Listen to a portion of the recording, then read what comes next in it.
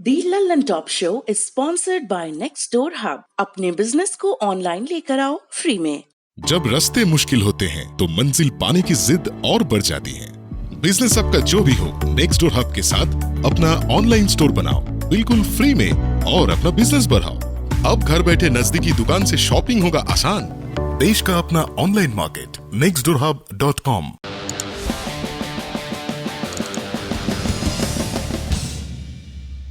नमस्ते, सौरभ द्विवेदी नाम है हमारा और आप देखना शुरू कर चुके हैं दी लल्लन टॉप शो। नमस्कार, सौरभ द्विवेदी नाम है हमारा और आप देखना शुरू कर चुके हैं दी लल्लन टॉप शो। और आज 500वीं बार मैं ये पंक्ति बोल रहा हूँ। जी, आपके दी लल्लन टॉप शो का ये 500वां एपिसोड है। एपिसोड्स की गिनती हमें आंकड़े देती है, आंकड़े जो कई दफ़ा जश्न का मौका बनते हैं, लेकिन कोई आंकड़ा हमारे उस कॉल से बड़ा नहीं जो हमने 16 जुलाई 2018 को यानी पहले दी लल्लन टॉप शो के दौरान आपसे किया था। आपको खबरदार रखने का और आपको खबरदार करने का कॉल। तो आज के लल्लन टॉप शो की शुरुआत करते हैं। शो में आज बात होगी सेहत की, मन की सेहत की, जो बिगड़ती है तो हमें पता नहीं चलता, उसका टीका नहीं आता, कोई नाड़ी भी नहीं होती कि दिखाकर कोई देसी इलाज कर लिया जाए। और जब मन की सेहत खराब हो तो अंधेरा हमें घेरता है। ये इतने दबे पांव आता है कि इसकी आहटों का कोई रजिस्टर नहीं बनता। कभी कभी रोशनी इतनी कम हो जाती है कि उसको टटोलें भी तो नहीं मिलती। और तब जो हाथ रोशनी टटोल रहे होते हैं वो किसी फंदे की तरह पड़ते हैं। एक्टर सुशांत सिंह राजपूत अब हमारे बीच नहीं है। सुशांत की मौत के बाद मानसिक स्वास्थ्य को एक बार फिर आम जिंदगी में जिक्र मिला है, लेकिन जिक्र भर होने से समस्या का हल नहीं होगा। तो आज दिन की बड़ी खबर में मानसिक स्वास्थ्य पर विस्तार से बात करेंगे, लेकिन सबसे पहले जैसी कि रवायत है आपको दिखाते हैं दिन का वीडियो, जिस पर हम सबकी नज़र ठहरनी चाहिए और सोच भी।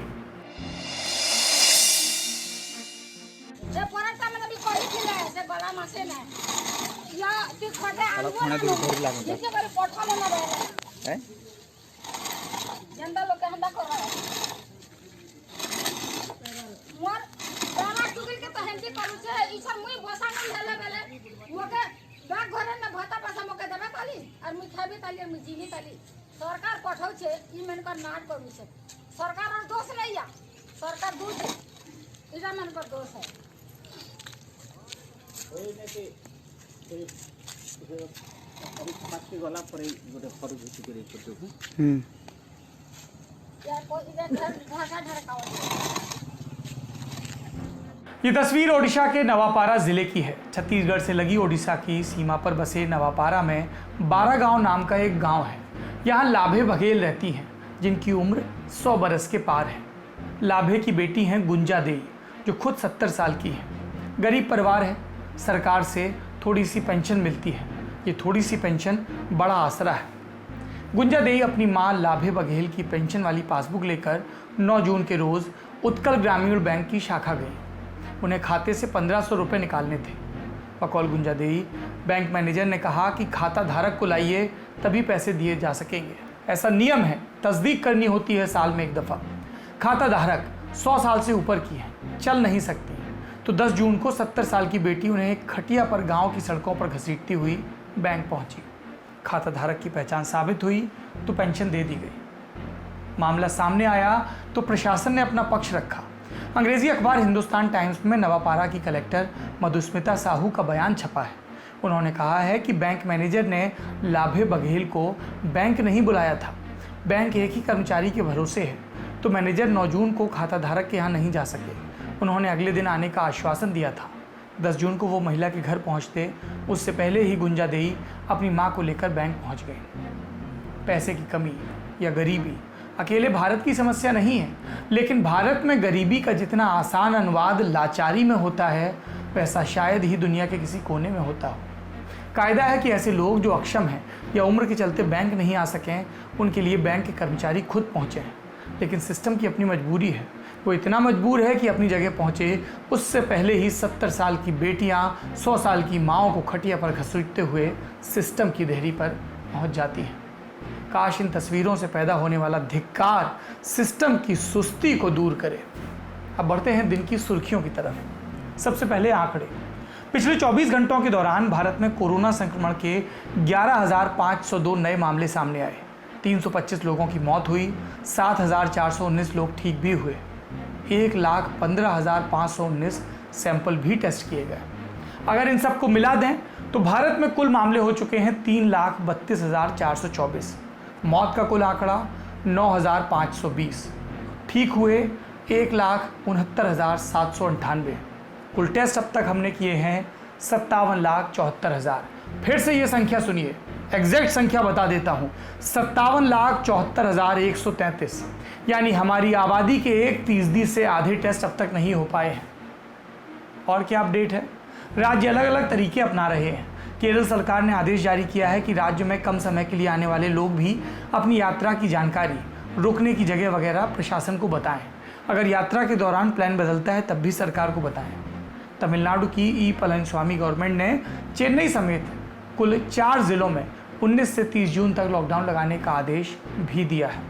दिल्ली में इस तरह का कोई आदेश नहीं है, अटकलें हैं जिनका खुद मुख्यमंत्री अरविंद केजरीवाल ने खंडन भी किया है। दूसरी सुर्खी, कोरोना संकट, उसके बीच से जिंदगी कैसे अपने लिए रास्ता निकाल रही है, ये बात प्रशासन पर भी लागू होती है, वो नित नए तरीके, और सियासत पर भी लागू होती है। नया रास्ता खोजना। चुनाव आयोग राज्यसभा चुनाव 19 जून को कराने जा रहा है। इस बीच खबर आई कि बिहार में विधान परिषद यानी लेजिस्लेटिव काउंसिल की भी 9 सीटों पर चुनाव का कार्यक्रम जारी हो गया है। 18 जून को इसकी आधिकारिक सूचना जारी की जाएगी और 6 जुलाई को वोट पड़ेंगे। तीसरी सुर्खी पाकिस्तान से है। यहाँ पर 2 भारतीय राजनयिकों यानी डिप्लोमेट्स के लापता होने की खबर आई है। समाचार एजेंसी ANI ने सूत्रों के हवाले से दावा किया है कि ये 2 राजनयिक इस्लामाबाद स्थित भारतीय उच्चायोग में तैनात थे। इस मसले पर देश के विदेश मंत्रालय ने पाकिस्तान से संपर्क किया है। पिछले कुछ वक्त से लगातार पाकिस्तान में भारत के राजनयिकों को परेशान करने की खबरें आ रही हैं। कुछ दिनों पहले समाचार एजेंसी ANI ने एक वीडियो जारी किया था। इसमें एक बाइक पर सवार आदमी इस्लामाबाद में भारत के चार्ज d'affaires गौरव अहलूवालिया की गाड़ी का पीछा कर रहा था। दावा किया गया कि ISI के लोग यानी पाकिस्तान की खुफिया एजेंसी के लोग अहलूवालिया का पीछा करते हैं। चार्ज d'affaires किसी दूतावास के इंचार्ज का पद होता है। जब राजदूत वहाँ नहीं होते तब ये सब संभालते हैं। इस साल मार्च में भारतीय उच्चायोग ने पाकिस्तान के विदेश मंत्रालय को एक प्रोटेस्ट नोट भी भेजा था। इसमें भारतीय अधिकारियों और स्टाफ के साथ पाकिस्तानी एजेंसियों द्वारा किए जा रहे दुर्व्यवहार का जिक्र किया गया था। दोनों देशों के बीच खटपट का एक और उदाहरण कुछ दिनों पहले दिल्ली में देखा गया था, जब नई दिल्ली स्थित पाकिस्तानी हाई कमीशन के 2 राजनयिकों पर भारत ने जासूसी का इल्ज़ाम लगाया था और उन्हें वापस भेज दिया था। फिलहाल हर कोई पाकिस्तान से खबर आने के इंतज़ार में है राजनयिकों की रिहाई के। अगली खबर नेपाल से है। नेपाल की संसद ने देश का नया नक्शा पास कर दिया है। 13 जून को नक्शा प्रतिनिधि सभा माने नेपाल की लोकसभा मान लीजिए, उसमें पास हुआ। इसमें काला पानी, लिपुलेख और लिम्पियाधुरा को भी शामिल किया गया है, जबकि ये भारत का हिस्सा है। भारत के विदेश मंत्रालय ने कहा है कि नेपाल की कवायद ऐतिहासिक तथ्यों और सबूतों से मेल नहीं खाती। भारत इस मसले पर बात करने की मंशा रखता है। ऐसे में ये कदम ठीक नहीं। बावजूद इसके KP ओली सरकार संविधान के इस प्रस्तावित मसौदे को संशोधन को जल्दी पारित कराने की कोशिश में है। ओली सरकार संविधान संशोधन को 14 जून के दिन राष्ट्रीय सभा, ये नेपाल की राज्यसभा के इक्विवेलेंट है, उसमें ले गई। यहाँ बिल का पास होना महज एक औपचारिकता है, क्योंकि 59 में से 50 सदस्य सत्ताधारी नेपाल कम्युनिस्ट पार्टी के हैं। फिर KP ओली सरकार को इस मसले पर विपक्ष से भी समर्थन मिला है। नेपाल में राष्ट्रीय सभा में पहुंचने के बाद बिल को कम से कम 72 घंटे इंतज़ार करना होता है ताकि चर्चा और वोटिंग हो सके। लेकिन आशंका व्यक्त की जा रही है कि नेपाल इस मुद्दे पर तेज़ी से कदम उठा रहा है और संभवतः 17 जून को ही बिल राष्ट्रपति नेपाल की विद्या देवी भंडारी के दस्तखत के लिए भेज दिया जाए। भारत नेपाल के बीच छिटपुट विवाद रहे हैं, लेकिन कोई विवाद इस कदर गंभीर नहीं हुआ। नेपाल अगर ये नया नक्शा अपनी संसद से लागू करवा लेता है तो ये पूरी बहस को नए सिरे से पेचीदा बना देगा। दूसरी तरफ रक्षा मंत्री राजनाथ सिंह का बयान है। उत्तराखंड में 15 जून को एक वर्चुअल रैली को संबोधित करते हुए उन्होंने कहा कि भारत और नेपाल के बीच रोटी और बेटी का संबंध है और दुनिया की कोई ताकत इस रिश्ते को तोड़ नहीं सकती। लेकिन इन सब कामों से नरेंद्र मोदी सरकार की विदेश नीति पर गंभीर सवाल उठ रहे हैं। नरेंद्र मोदी सरकार के दौरान ही नेपाल का एक बड़ा ब्लॉकेड हुआ और अब सीमा विवाद के बाद ये कदम। ये कहा जा रहा है कि नरेंद्र मोदी सरकार ने समय से नेपाल के पॉलिटिकल एस्टेब्लिशमेंट के साथ पर्याप्त कम्युनिकेशन चैनल नहीं खोले और स्थिति को इतना बिगड़ने दिया।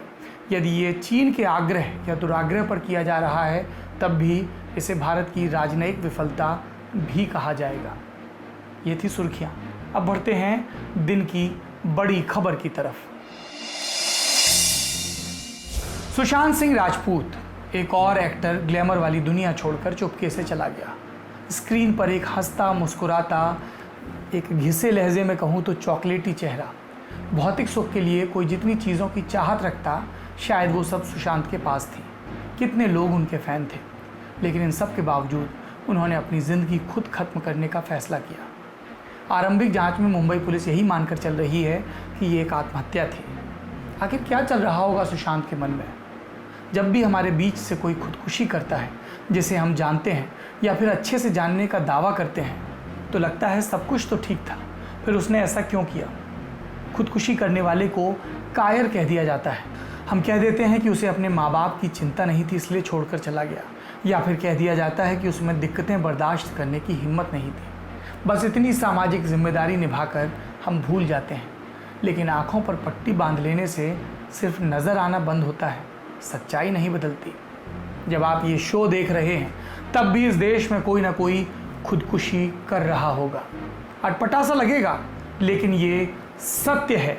जितनी देर में आप ये शो देखेंगे उतनी देर में मेरे देश भारत में कम से कम 6 लोग खुदकुशी कर चुके होंगे। हर एक घंटे भारत में 15 लोग सुसाइड करते हैं। एक दिन में लगभग 369 लोग अपनी ज़िंदगी खत्म कर लेते हैं। साल 2018 की बात करूं तो 1,34,516 लोगों ने खुदकुशी की। कोरोना के ज़माने में आंकड़ों को पर मिलियन यानी प्रति 10 लाख पर बताने का चलन है, तो वो भी बता देता हूं। भारत में साल भर में पर मिलियन 102 लोग खुदकुशी करते हैं। हर 10 लाख में 102 लोग। भारत में नेशनल क्राइम रिकॉर्ड ब्यूरो साल 1967 के बाद से हर साल पूरे देश में हुई आत्महत्याओं के आंकड़े जारी करता है। ब्यूरो के इन आंकड़ों को देखकर पता चलता है कि देश में आत्महत्या की संख्या लगातार बढ़ रही है। साल 1978 में प्रति 10 लाख पर 63 सुसाइड के मामले आते थे। 1990 में ये बढ़कर 89 हो गया। 2015 तक आते आते 106। और ये खुदकुशी के वो आंकड़े हैं जो पुलिस तक पहुंचते हैं, रिपोर्ट होते हैं, दर्ज होते हैं। और हम सब जानते हैं कि सुसाइड के सभी मामले पुलिस तक नहीं पहुंचते। कई दबा दिए जाते हैं या फिर एक्सीडेंटल डेथ मान ली जाती है। तो असल आंकड़ा इससे कहीं ज़्यादा हो सकता है। और ये बात WHO यानी वर्ल्ड हेल्थ ऑर्गेनाइजेशन भी कहता है। WHO के मुताबिक हर 10 लाख लोगों पर भारत में 165 लोग खुदकुशी करते हैं। तो क्या ये सिर्फ भारत की बात है? दुनिया के बाकी देशों में क्या है? वहाँ भी सुसाइड करते हैं लोग, लेकिन जो सुसाइड रेट, जो दर भारत में है, उतनी कम ही जगह देखने को मिलती है। WHO कहता है कि दक्षिणी पूर्वी एशिया में भारत में सबसे ज़्यादा सुसाइड रेट है। WHO ने भारत को दुनिया का सबसे अवसादग्रस्त देश माना है, मोस्ट डिप्रेस्ड कंट्री। अलग अलग अंगों की बात करता हूँ, एक उदाहरण देता हूँ। हमारी सेना में 2011 से 2018 के बीच 707 जवानों ने खुदकुशी करके अपनी जान दी है।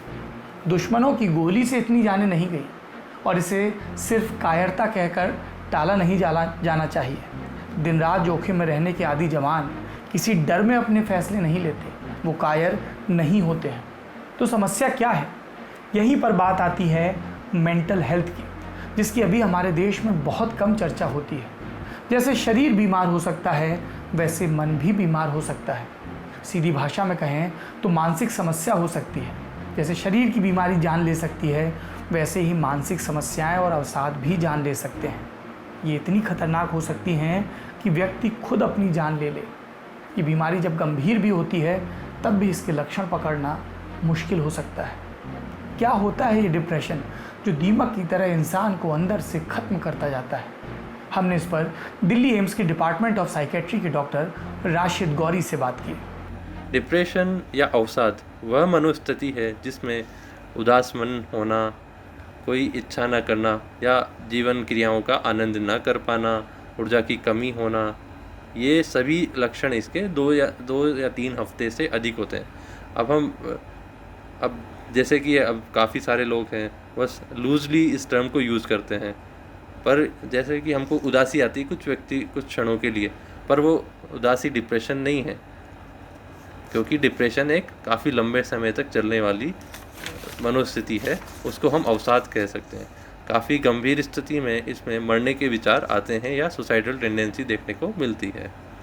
डिप्रेशन एक ऐसी बीमारी है जिसको अदृश्य बीमारी कहा जा सकता है। ये एक ऐसी बीमारी है जो कि नज़र नहीं आती। हमारी शारीरिक बीमारी हमें नज़र आ जाती है तो हम उसे बहुत तवज्जो देते हैं, बहुत अटेंशन देते हैं। किसी को डायबिटीज़ हो, किसी को बुखार हो जाए तो हम कितने चिंतित होते हैं। आजकल कोविड का माहौल है तो हम एक दूसरे को लेके कितने चिंतित हैं। और यहीं अगर कोई व्यक्ति मानसिक रूप से अस्वस्थ हो, मानसिक रूप से बीमार हो, तो हम बिल्कुल भी उसको तवज्जो या अटेंशन देने को तैयार नहीं। बाकी बीमारियों और मेंटल इलनेस में एक सबसे बड़ा फ़र्क ये है कि इसमें लक्षण नहीं दिखते, यानी आपको कोई व्यक्ति सामान्य दिख सकता है लेकिन हो सकता है अंदर वो बहुत बीमार हो। Institute of human behaviour allied sciences के निदेशक डॉक्टर निमेश देसाई के मुताबिक डिप्रेशन बिना किसी वजह के भी हो सकता है। सुनिए। बहुत सारे व्यक्ति जो दुखी हों उनमें से ज़्यादातर लोग जिसको हम क्लिनिकल डिप्रेशन बीमारी कहते हैं उसे गुजर रहे होते हैं। ज़रूरी नहीं है कि कोई कारण हो, जैसे इस संवेदनता के केस में बाहरी रूप से लगता नहीं कि कोई कारण है दुख का या पीड़ा का, लेकिन डिप्रेशन की बीमारी अगर होगी जो बुनियादी रूप से ब्रेन की एक बीमारी है, तो उस बीमारी के कारण सब कुछ ठीक चल रहे होने के बावजूद इंसान दुखी हो सकता है। वो दुख होना, वो खुदकुशी के विचार आना डिप्रेशन की बीमारी का हिस्सा है, हम इसको समझें। दिक्कत ये भी है कि बाकी बीमारियों की तरह मेंटल हेल्थ को लेकर अवेयरनेस नहीं है, यानी हो सकता है कि आप डिप्रेशन में हो या आपको डॉक्टर के पास जाने की ज़रूरत हो या फिर आपको दवा की ज़रूरत हो, लेकिन आपको मालूम कैसे चलेगा क्या होगा। इस बारे में हमने डॉक्टर विवेक रस्तोगी से बात की, जो तिहाड़ जेल में साइकेट्री विभाग के मुखिया हैं। हम अपने मानसिक स्वास्थ्य को किस तरह ठीक रखें, इस पर चर्चा बहुत कम है। जैसे हमारी शरीर की कुछ रिक्वायरमेंट्स हैं, कुछ ज़रूरतें हैं, ऐसे हमारे मन की भी कुछ ज़रूरतें हैं।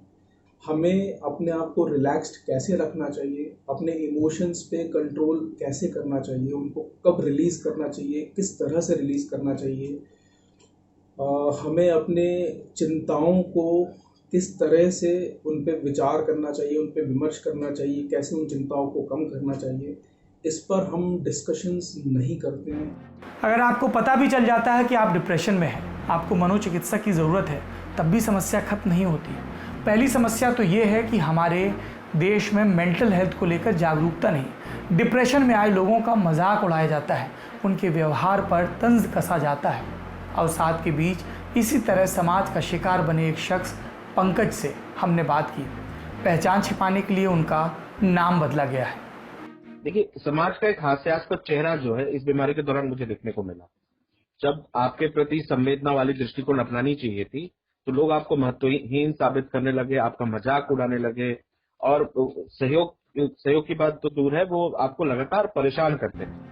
ऐसे मरीजों का इलाज करने वाले डॉक्टर्स का भी कहना है कि लोग बहुत ही हिचकिचाहट के साथ आते हैं, इस बात से घबराते हैं कि कोई उन्हें मनोचिकित्सक के पास आते देख न ले। और ऐसा इसलिए होता है क्योंकि समाज ऐसे मरीजों के साथ बुरा बर्ताव करता है। अगर आपको लगे कि लक्षण चिंताजनक हैं, अगर डिप्रेशन गूढ़ होता हुआ नजर आ रहा है, जिसके लक्षण ये हैं कि खामोश रहना, ज़्यादा बोलना नहीं, बहुत इरिटेबल हो जाना, बिल्कुल खाना खाने की इच्छा ना होना या खाना बहुत खाने की इच्छा होना, किसी भी चीज़ में रुचि ना होना, बिल्कुल नकारात्मक और निराशाजनक मानसिक स्थिति और विचार, और सेल्फ डाउट, सेल्फ गिल्ट होना, बिल्कुल एम्बिवलेंस की स्थिति में रहना, किसी भी चीज़ में किसी भी तरह का बिल्कुल पार्टिसिपेशन बंद हो जाना। समस्या सिर्फ समाज के साथ नहीं है, सत्ता के केंद्र यानी सरकार के स्तर पर भी दिक्कत है। सरकार ने अभी तक बाकी बीमारियों की तरह मेंटल हेल्थ पर ध्यान देना शुरू नहीं किया। अभी हमारे देश में बहुत कम मनोचिकित्सक हैं। शहरों को छोड़ दिया जाए तो छोटे शहर, कस्बे या CHC स्तर के अस्पतालों में तो मनोचिकित्सक होते ही नहीं। हाल ये है कि देश में प्रति 2 लाख लोगों पर एक मनोचिकित्सक है, और ज़रूरत कितनी है? 8000 लोगों पर एक मनोचिकित्सक होना चाहिए। एक तरफ 2 लाख, एक तरफ 8000। आप देख लीजिए कि कितना बड़ा गैप है। अक्सर बड़े शहरों में डिप्रेशन के इलाज के लिए प्राइवेट डॉक्टर मोटी फीस वसूलते हैं। ये इलाज हर तनावग्रस्त आदमी की पकड़ में नहीं होता, उसके लिमिटेशन में, उसकी बाइंग कैपेसिटी में नहीं होता। इसलिए भी लोग इस बीमारी से अकेले लड़ते रहते हैं। हमारे देश में स्वास्थ्य विभाग में मनोचिकित्सकों और मनोवैज्ञानिकों की बहुत ज़्यादा कमी है। बहुत सारे अस्पताल हैं जिनमें कई तरह की शारीरिक बीमारियों का इलाज होता है, स्पेशलिस्ट अवेलेबल होते हैं, लेकिन मानसिक स्वास्थ्य के नाम पे 50% से ज़्यादा अस्पतालों में विभाग ही नदारद है। हमें मानसिक स्वास्थ्य कर्मी नहीं मिलते हैं, जैसे साइकेट्रिस्ट हैं, क्लिनिकल साइकोलॉजिस्ट हैं, साइकेट्रिक सोशल वर्कर हैं, साइकेट्रिक नर्स हैं। ये कुछ एक्सपर्ट्स हैं जो मानसिक रोगियों के साथ डिफरेंटली और बेहतर तरीके से डील कर सकते हैं, बट इनकी कमी देश में बहुत ज़्यादा है। अब हमें इसमें बदलाव की ज़रूरत है। क्या बदलाव होने चाहिए, क्या सबक लेने चाहिए, सुनिए मेंटल हेल्थ एक्सपर्ट्स की राय। सबसे पहला सबक, अगर कोई व्यक्ति दुखी से गुजर रहा है, परेशानी में है, तो उसकी मदद करने को आगे आए समय रहते हुए। दूसरे, अगर बीमारी के कारण कोई परेशान है तो उसे नेगेटिव एटीट्यूड ना दे, स्टिग्मा ना दे, उसको आशा और उम्मीद जताएं, उसको इलाज करवाने में मदद कराएं और सामाजिक माहौल बदलें कि ज़्यादातर लोग सामने आएं, इलाज करवाएं और खुदकुशी और आत्महत्या का हम प्रिवेंशन कर सकें, रोकथाम कर सकें। मेंटल हेल्थ को बेहतर करने से देश में खुदकुशी बिल्कुल रुक जाएगी, हम ये नहीं कहते, लेकिन शायद उनमें कमी ज़रूर आए। मेंटल हेल्थ को लेकर समाज और सरकार दोनों के स्तर पर ही काम करने की ज़रूरत है। किसी की खुदकुशी के बाद संवेदना जाहिर करने से बेहतर है कि जब वो जिंदा है तब उसे सुना जाए, उसकी कही बातों पर ध्यान दिया जाए और ज़रूरत लगे तो दोस्ती का हाथ बढ़ाया जाए। कोविड के इस दौर में लोग घरों में बंद हैं, कई तरह की परेशानियों से जूझ रहे हैं, अंदर अंदर घुट रहे हैं। ऐसे लोगों को सहारा चाहिए, तो अपने आसपास के लोगों का ध्यान रखिए और खुद का भी। कोई भी अवसाद इतना गहरा नहीं होता कि उसमें से किसी की उंगली पकड़कर निकला ना जा सके, लेकिन सही वक्त पर उंगली बढ़ाने की ज़रूरत है, सही वक्त पर मदद मांगने की ज़रूरत है और सही वक्त पर उस उंगली को पकड़कर बाहर आने की भी ज़रूरत है। अब बात दिल्ली की, देश की कैपिटल जो कोविड कैपिटल बनती जा रही है, और ये महज तुक मिलाने के लिए नहीं बोल रहा हूँ। मामलों की कुल संख्या में दिल्ली फिलहाल तीसरे नंबर पर है, लेकिन ये बहुत जल्द 44,000 मामलों वाले तमिलनाडु को पीछे कर देगा। अगर इसी तरह नए मामले सामने आते रहे तब दिल्ली भारत में महाराष्ट्र के बाद सबसे प्रभावित राज्य होगा। 9 जून को दिल्ली के डेप्यूटी सीएम मनीष सिसोदिया ने एस्टीमेट दिया था कि जुलाई के आखिर तक अकेले शहर में कोरोना के 5.5 लाख मामले सामने आ सकते हैं। उन्होंने कहा था कि अस्पतालों में मरीजों को रखने के लिए बिस्तर नहीं है। 13 जून को प्रधानमंत्री मोदी ने एक बैठक की जिसमें गृह मंत्री अमित शाह और कुछ पब्लिक हेल्थ एक्सपर्ट्स भी शामिल हुए।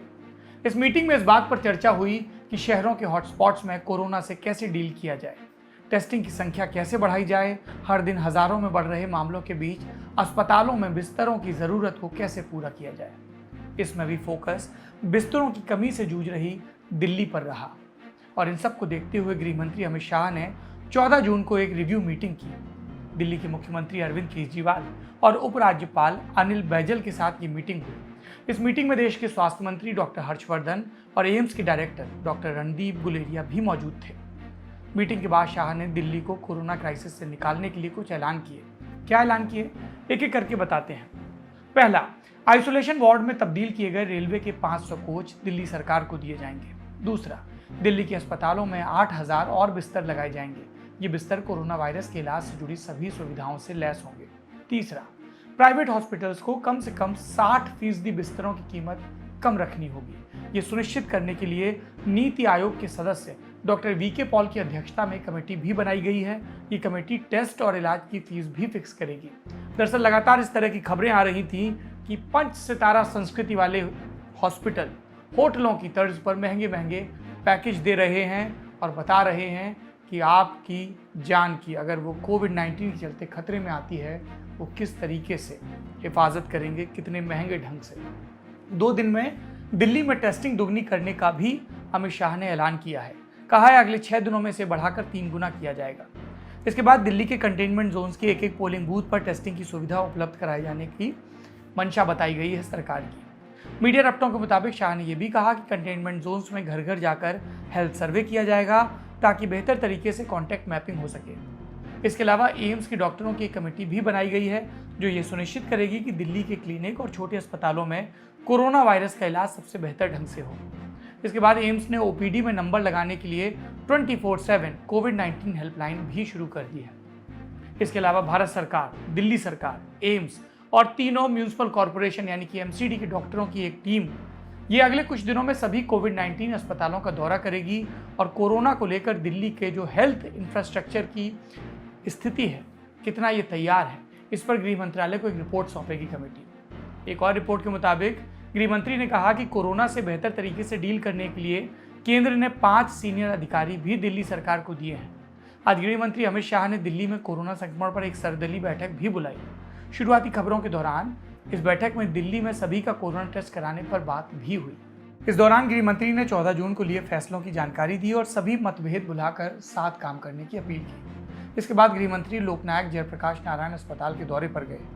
तो राजधानी पर बात आ जाने के बाद आखिर केंद्र और राज्य साथ साथ आ गए हैं। अब देखना यह है कि देर आए दुरुस्त आयद में कब तक बदलता है, जो आपसी छिछली सियासत है वो कब तक थमी रहती है। शो में खबरों का सिलसिला अब यहीं थमता है। वक्त है विदा का। अमूमन विदा के वक्त हम कविता पढ़ते हैं, कभी शेर सुनाते हैं। आज भी आखिरी में आपको भवानी भाई की एक कविता सुनाएंगे, लेकिन उससे पहले शेर दिखाएंगे, मतलब बुलेटिन की टीम दिखाएंगे। आप यहाँ तुकबंदी खराब करने के नंबर काट सकते हैं, क्योंकि ये तो आपस वाली बात है। बात क्या है? 2 साल पहले 16 जुलाई के रोज हमने पहला लल्लन टॉप शो किया था। जब कुम्हार घड़े को मजबूत बना रहा होता है तो बाहर से चोट करता है, थाप देता है, लेकिन अंदर से एक हाथ घड़े को सहारा दिए रहता है। तब जाकर कच्ची मिट्टी तब कर घड़ा बनती है। ऐसे ही कई हाथ हैं जो दी लल्लन टॉप शो को यहाँ तक की यात्रा में सहारा देते रहे। केतन और आशीष मिश्र जिन्होंने सैकड़ों एपिसोड प्रोड्यूस किए, रजत सेन जिन्होंने इस शो की शूटिंग से लेकर इसके एडिट के लिए एक खांचा तैयार किया, आज का शो भी कैमरे के पीछे से वही रिकॉर्ड कर रहे हैं। बुलेटिन जैसा शूट होता है, सीधा आपकी स्क्रीन पर वैसा नहीं आता। तरुण महेंद्रू इसके लिए ग्राफिक्स बनाते हैं। राधेश्याम, राकेश और मनीष नेगी ये हमारी वीडियो एडिटिंग टीम का हिस्सा हैं। और खबरें ये वक्त देखकर तो नहीं आती, वो तब भी आ सकती हैं जब आपकी घड़ी के हिसाब से समय आगे बढ़ गया हो। तब भी समय के अंदर शो की एडिटिंग इन्हीं लोगों की बदौलत संभव हो पाती है। और फिर हमारे पास हैं 2 बैल जिनका नाम हीरा और मोती नहीं है, निखिल और सुरेश बिदारनिया हैं। ये हमारे 2 प्रोड्यूसर हैं जो इतनी मेहनत के साथ रिसर्च करके तथ्य और तर्क जुटा के आपके लिए ज़रूरी सत्य आप तक पहुंचाते हैं। और इन सब का डायरेक्टर आपका सेवक। सेवक बोलता हूं तो लगता है अगली पंक्ति में वोट ना मांगने लगूं। जी, अपने राम इस टीम के साथ काम करते हैं। लल्लन टॉप जो कुछ भी है अपनी टीम की मेहनत की बदौलत है। कुछ चेहरे नज़र आते हैं, लेकिन उनके पीछे बहुत बहुत चेहरों की मेहनत होती है। हमारा ये कुनबा आपस में रोज़ बात करता है, सुबह सवेरे झगड़ता है, नाराज़ भी होता है कभी कभी शाम की खबरों को लेकर। लेकिन वाद विवाद और संवाद का सिलसिला क्या होता है? हफ्ते के 5 दिन रात 10 बजने के पहले आप तक दी लल्लन टॉप शो पहुंचाने की कोशिश। जैसे आप अब तक साथ रहे, आगे भी बने रहें। नेह का नाता, आलोचना का नाता बना रहे, संवाद बना रहे। अब भवानी भाई की कविता सुनिए, मुझे इजाज़त दीजिए। अपना और अपनों का ख्याल रखिए। शुभ रात्रि। वस्तुतः मैं जो हूँ मुझे वही रहना चाहिए, यानी वन का वृक्ष, खेत की मेड़, नदी की लहर, दूर का गीत, व्यतीत वर्तमान में, उपस्थित भविष्य में। मैं जो हूँ मुझे वही रहना चाहिए। तेज गर्मी, मूसलाधार वर्षा, कड़ाके की सर्दी, खून की लाली, धूप का हरापन, फूल की जर्दी। मैं जो हूँ मुझे अपना होना ठीक ठीक सहना चाहिए, तपना चाहिए। अगर लोहा हूँ हल बनने के लिए, बीज हूँ तो गड़ना चाहिए फल बनने के लिए। मैं जो हूँ मुझे वह बनना चाहिए। धारा हूँ अंतः सलिला तो मुझे कुएं के रूप में खनना चाहिए। ठीक ज़रूरतमंद हाथों से गान फैलाना चाहिए मुझे अगर मैं आसमान हूँ। मगर मैं कब से ऐसा नहीं कर रहा हूँ। जो हूँ वही होने से डर रहा हूँ।